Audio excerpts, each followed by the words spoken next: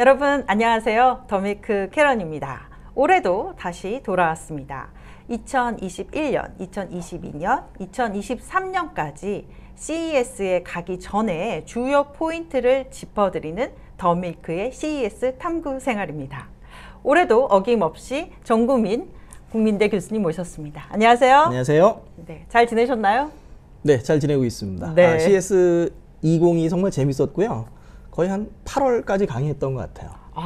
올 초에 가신 내용을 8월까지? 네. 그리고 이제 업체들이 이런 발표를 했는데 그게 그 이후 어떻게 됐는가 이런 어떤 트래킹하는 부분들 이런 부분도 있었고요. 또 CS 2023에도 이어지는 것 같습니다. 네, 이제 한 달여도 남지 않은 CES 2023 1월 3일부터 미디어 데이를 시작으로 8일까지 진행이 되는데요. 2023 CES 2022년과 어떻게 달라졌는지 오늘 한번 짚어보도록 하겠습니다. 네, 교수님, 올해 CES 2023의 키워드가 어떻게 변화하고 있는지 설명해 주시죠. 네, 이제 코로나가 끝나면서 새롭게 이제 좀 재편이 되는데 일단은 CS 측에서 이제 인간 안보라고 하는 측면을 많이 강조하는 것 같아요. 휴먼 시큐리티 뭐 약간 우리나라 말로 표현하기 상당히 어려운데 인간 안전, 안보, 보호 뭐 이런 부분인데 1994년에 유엔에서 이제 제안을 했다고 그러고요. 그래서 어떤 경제적인 부분들 그리고 이제 식량적인 환경적 여러 가지 부분들에서 어떻게 인간의 권리를 찾아갈 것인가. 이제 어떤 기술을 넘어서 시장과 사회와 정치 전반적인 부분을 확장하는 이런 부분이 있을 것 같고요. 그리고 올해는 이제 웹3에 대한 부분들, 더밀크에서 책이 나와 있는데요. 이제 웹3에 대한 부분들, 이런 부분들이 좀 강조되는 부분 같고요. 나머지 부분들이 작년하고 상당히 좀 유사하게 진행이 되는 것 같습니다. CES가 되게 빠르게 변화하는 것 같아요. 그러니까 작년에 이제 메타버스 이런 것들을 추가했는데 2023년에 그거를 웹3로 확장해서 넣겠다 하면서 되게 기술의 흐름을 빠르게 수용하는 그런 움직임이 보이고 있는 것 같아요. 네.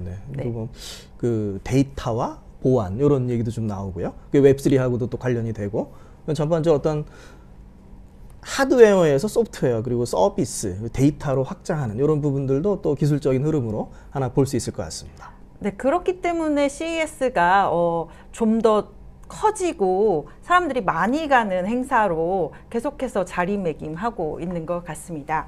그래서 CES가 세계 최대 테크쇼로 전시회로 자리매김했는데요. 라스베가스에서 매년 1월 초에 열립니다. 그러면은 2023년도에 참여 규모가 어느 정도 될지 좀 궁금해요. 네, 이제 뭐 전에 예측한 거 하고 11월 말에 미디어 프리뷰가 있었는데요. 그래서 발표된 부분을 보면은 한 2,400개 정도 전시 업체들, 그다음에 참석자가 한 10만 명 정도. 올해 이제 4.5만 명에서 2배 이상 늘어날 거다 이런 예측이 있고요. 물론 이제 CS 2020에 17만 명보다는 좀 적지만 인원이 많이 늘어날 거다. 그리고 이제 예측한 부분에 뭐가 있냐면 미국 외에서 3분의 1이 올 거다 그랬는데 사실은 이제 약간 좀 적지 않나 이런 생각도 좀 드는데요. 그러니까 어떤 그 혁신의 흐름이 어떤 미국 중심으로 가는 부분들, 그래서 어떤 실리콘밸리의 흐름이나 이런 부분들을 또 계속 우리가 체크해 볼 필요는 있을 것 같습니다. 네, 그러면 어떤 기업들이 좀 많이 참석할 것 같은가요? 일단 이제 미디어 프리뷰에서 얘기한 부분을 좀 보면은 이제 AMD, BMW, 델타, 존디어, 텔레다 각각 이제 어떤 특징들이 좀 있고요. 델타 같은 경우는 항공 부분들, 작년에 이제 조비하고 UAM 계약도 좀 맺었고요.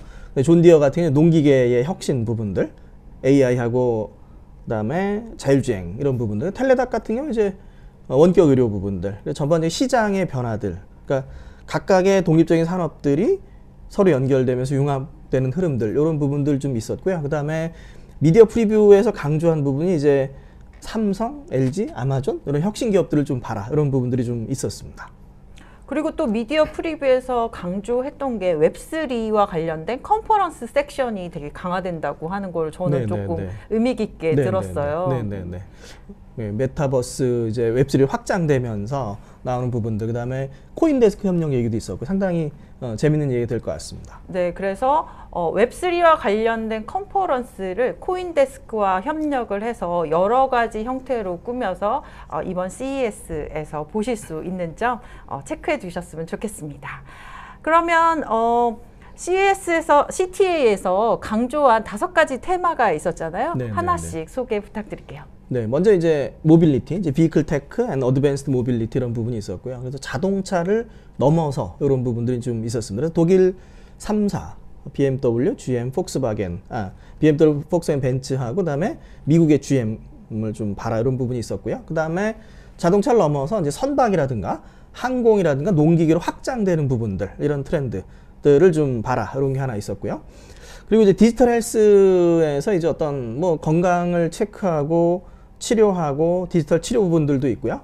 그다음에 우리가 코로나19에서 계속 강조됐던 정신 건강에 대한 부분들. 예. 많이 그 우울증으로 고생하시는 분들이 많은데요. 이제 좀 회복되시길 좀 바라고요. 그다음에 이제 웹3하고 이제 메타버스에서 아까 코인데스크 협력하는 부분들, 전반적으로 이제 앞으로 변화해 나갈 흐름들, 데이터의 가치라든가 어떤 교환이라든가 이런 부분들 얘기가 좀 됐었고요.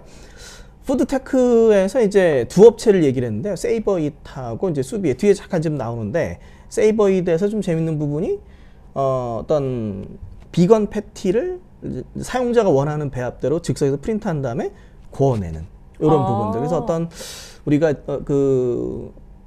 이제 뒤에 맞춤형 최적화 생산 이런 얘기도 좀 해놨는데, 그런 어떤 사용자가 원하는 대로 맞춰서 즉석에서 만들어내는 이런 게 또 이제 올해 여러 제품들이 그런 흐름들을 좀 가지고 있는 것 같습니다. 그리고 여기 스마트홈에 오면 역시 이제 삼성, LG 중심으로 TV와 이제 홈 엔터테인먼트를 좀 봐야 된다 이런 얘기가 있었습니다.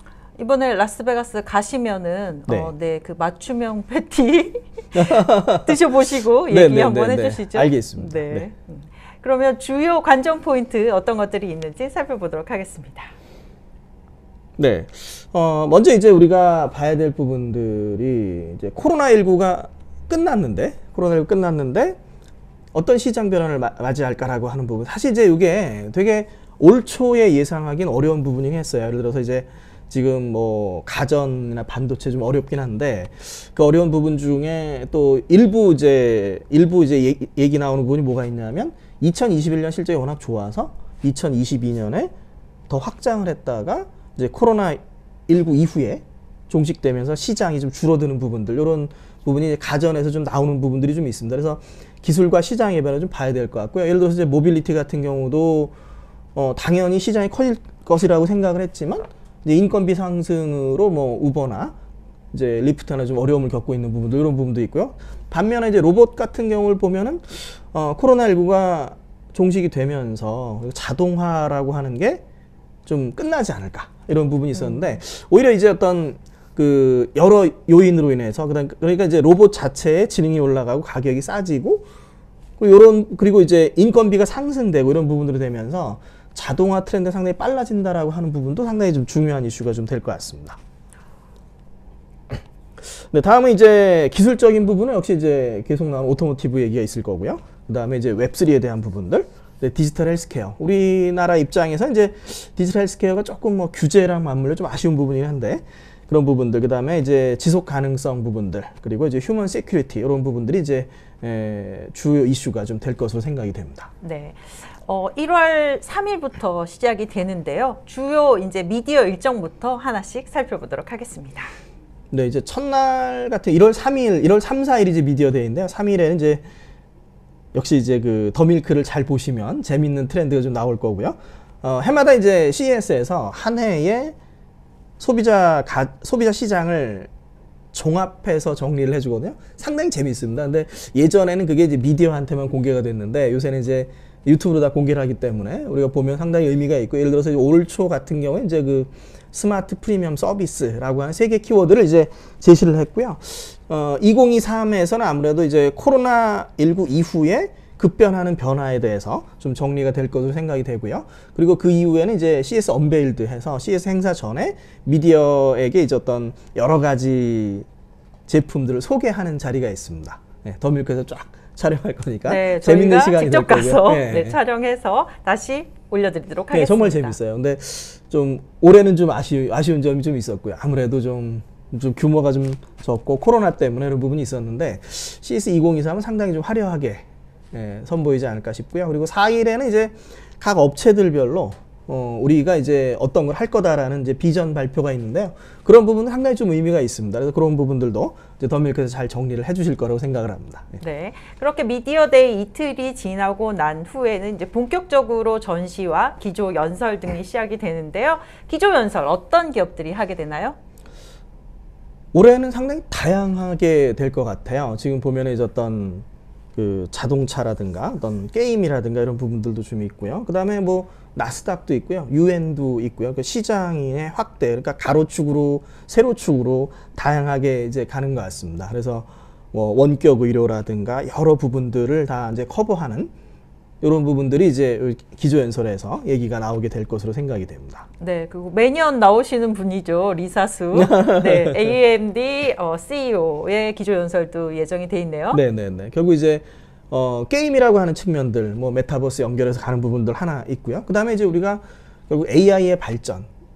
우리가 이제 그 이번 CES에서 AI라고 하는 게 워낙 이제 많이 퍼져 있으니까 보편적이긴 한데 결국 인베디드 AI라고 하는 부분도 AI 프로세서를 기반으로 발전해 나가는 부분들이 또 하나의 이제 축이 될 거고요. 그래서 AMD가 상당히 이제 재밌는 키노트를 보여줄 것으로 생각이 됩니다. 네, 자동차 업계에서는 어느 분이 하시나요? 네, 이제 BMW에서 이제 키노트가 예정이 돼 있습니다. 근데 CS 2022에서도 재밌는 전시가 있었거든요. 그래서 차량 후방에 이제 커다란 스크린을 두고서 미디어를 즐겨라. 근데 이게 그냥 비전인가 싶었는데 올해 상용화를 해버렸습니다. 즉 어떤 멀티미디어의 세계 그리고 이제 그 디스플레이 세계와 메타버스를 연결하는 이런 부분들을 비전을 이제 보여주지 않을까 싶고요.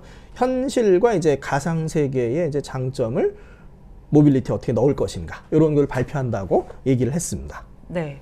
이번에 또 특이한 키노트 스피커가 있죠. 네, 농기계 회사에서도 나온다면서요? 네, 이제 존 디어가 올해도 이제 뭐 농약을 줄일 수 있는 인공지능으로 뭐 잡초를 인식해서 잡초한테만 뿌려주겠다 이런 얘기를 좀 발표를 했었는데요. 이제 어떤 AI하고 인공지능을 넣어서 그래서 예를 들어서 이제 뭐 그 강아지가 있을 때는 피해 간다든가 뭐 여러 가지 이제 그런 부분을 좀 넣어 가고 있고 그리고 존 디어의 방향성은 그러니까 기존에 어떤 농기계라고 하는 게 농기계 시장으로 한정돼 있었다면 존 디어가 지금 채택하고 있는 부분은 자동차 플랫폼을 들여오고 이제 최신 기술을 다 넣고 있거든요. 자동차 플랫폼들, 마이크로 프로세서나 뭐 소프트웨어 플랫폼이라는 부분들, 그 다음에 인공지능 부분들을 넣어서 그 농업을 혁신하는. 결국 이제 어떤 그 환경 보호라든가 에너지 절감이라든가 이런 키워드들을 다 맞춰가는 혁신을 볼 수 있을 것으로 생각이 됩니다. 네, 그래서 농슬라라고 부르고 그쵸, 있죠. 그쵸. 네. 그 외에 어떤 분들이 있나요? 워낙 많이 나오시니까요. 그렇죠? 네. 그리고 뭐 이제 델타가 예전에 CE에 상당히 좀 재밌는 전시를 좀 했었어요. 웨어럴 로봇도 나오고 그랬는데 뭐 조비어 같이 하는 부분들 이런 부분도 좀 있을 것 같고요. 그다음 뭐 넷플릭스, 그다음에 인스타카트라든가 이런 부분들 좀 얘기가 될 것 같고요. 그리고 이제 스텔란티스도 지금 이제 약간 전기차에서 약간 늦었는데 우리가 좀 혁신을 하겠다 이런 부분들 하나 얘기가 좀 있고요. 그리고 또 이제 재밌는 부분이 이제 작년에 에봇이라고 하는 디지털 의료 기기 업체 전시랑 발표가 있었는데 올해는 어떤 텔레닥이라든가 마쉬필드 클리닉이나 이런 부분에서 원격 의료나 디지털 의료의 재밌는 혁신에 대해서 얘기가 있을 것 같습니다. 그래서 결국 어떤 하이브리드 모델을 얘기를 하고 있는데요. 우리나라 입장에서는 좀 참고를 많이 해야 될 부분이 좀 있습니다. 이게 그 CS2022 갔다 와서 그 의사분들하고도 얘기를 많이 나눴는데 이제 그 어떤 말씀을 하시냐면 우리나라 인구가 감소하면서 이제 의료 시장이 줄어들다 보니까 이게 저쪽에 어떤 디지털 의료 쪽에 시장이 있다는 걸 알지만 가기가 어렵다는 거죠. 네. 그래서 어쨌든 그런 부분들은 좀 잘 풀어갈 수 있으면 제도적으로 좀 좋을 것 같습니다. 되게 많은 또 여성 키노트 스피커들이 이번에 나오네요. 네, 맞습니다. 그 우리의 리사수 CEO도 있고요. 재미있는 부분들을 많이 말씀을 해주실 것 같습니다. 네.